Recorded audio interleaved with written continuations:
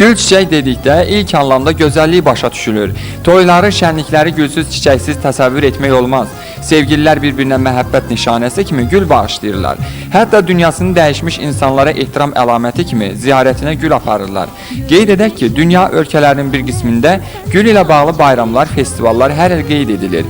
Məsələn, Yaponiyada aprelin 8-də Matsuri gül bayramı, Hollandiyada isə mayın 12-sində gül ilə bəzədilmiş fiqurların parad yürüyüşü keçirilir. Əvvəllər Azərbaycanda da belə mərasimlərə maraq var idi.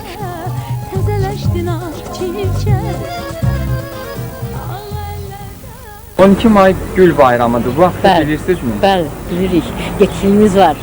Bir 12 maydır, bir də sevgililer günü olan günlərimiz də var. Bilirəm.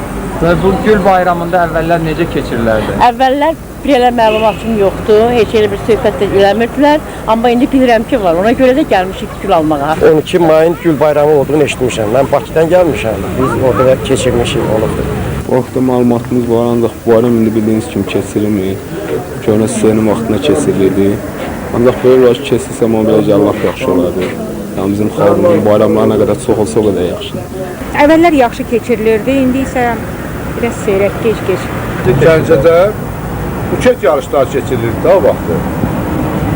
Nə deyim valla? İndi mən hələ çoxdan rast gəlmirəm belə şeyə. İndi rast olsaq biz elə yarışda iştirak edərik.